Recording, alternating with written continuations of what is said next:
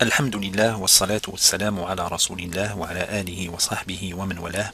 أما بعد, respected viewers, Assalamu alaikum wa rahmatullahi wa barakatuh, and welcome to this new lesson of the explanation of the book of Salat. In today's lesson, we will cover the topic of Makruhat of Salah, or the undesirable acts in prayer. So what are Makruhat of Salah? Basically, Makruhat of Salah, or undesirable acts in prayer, are things that are below the dignity of prayer. When the Muslim prays, he should pray with consciousness, and he should always remember that he is standing before his Lord subhanahu wa ta'ala. There are things that are reprehensible in prayer, and the Muslim should not do them in prayer. And in today's lesson, we will cover the most common undesirable acts in prayer.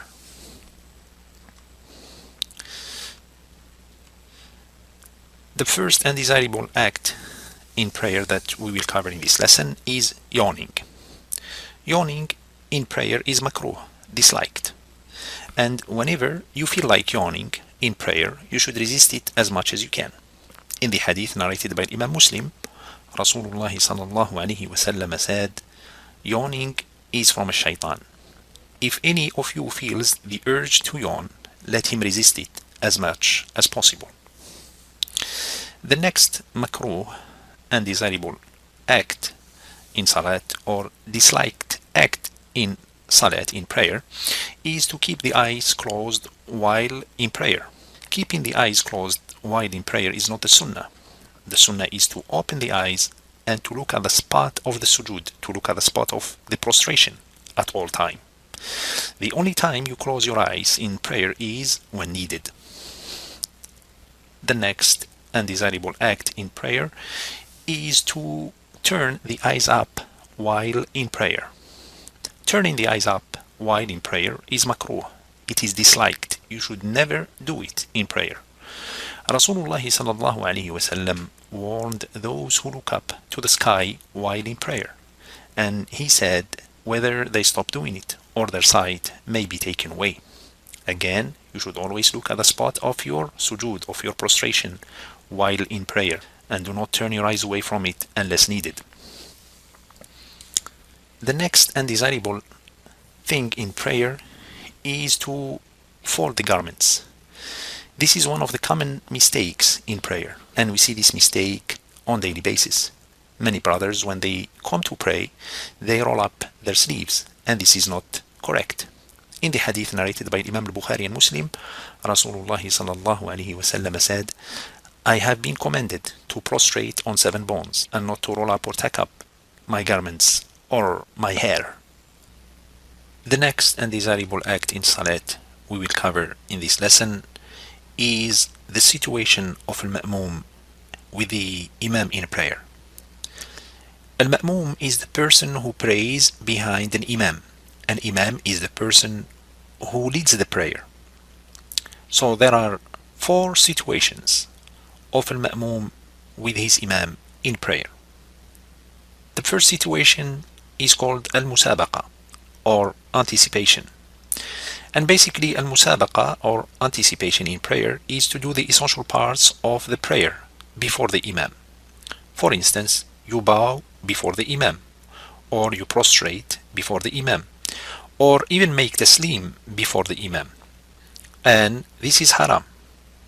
It is haram to do this. It is not permissible to raise the imam and do the essential parts of the salat before him. The next situation of al-ma'mum with his imam is called at-takhalluf, or to delay the essential parts of the prayer, or lagging the essential parts of the prayer. And basically in this situation, the imam is always 1 step ahead of the ma'mum. For instance, if the imam stands up from the prostration, the ma'mum is still in the prostration position. And sometimes the imam recites the entire Fatiha, yet the ma'mum is still in the same position, in the position of a sujood. And this is not correct. And if the ma'mum is way too late from his imam, then his prayer is batila, his prayer is invalid. The next situation of al-ma'mum with his imam is called al-muwafaqa, meaning to move simultaneously with the Imam and to do the essential parts of the prayer with the Imam at the same time, part by part. For instance, if the Imam bows, you bow with him at the same time. If he stands up from the ruku', from bowing, you stand up with him at the same time. If he makes taslim, you make taslim with him at the very same time. And this is makruh. This is disliked in prayer. The fourth situation of al-ma'mum with his imam is called al-mutaba'ah, to follow the imam. And that is the sunnah. The Muslim in salat should always follow his imam and should never start an action before his imam or be late and do the essential parts of the salat after his imam. In the hadith narrated by Imam al-Bukhari, Rasulullah sallallahu alaihi wasallam said, the imam has been appointed to be followed. So when he says takbir, then you say takbir. And when he bows, then you bow. And when he says Sami Allahu liman hamidah, you say Rabbana wa lakal hamd. And when he prostrates, you prostrate after him.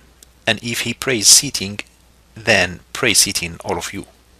So the imam should be followed. And in fact, the name imam in Arabic means the leader. So he should lead, and those who pray behind him should follow him. The next makruh in salat, or the next undesirable act in prayer, is unnecessary movements in prayer. One of the examples of the unnecessary movements in prayer is to keep checking the cell phone or to keep looking at the watch while in prayer. This is disliked in prayer.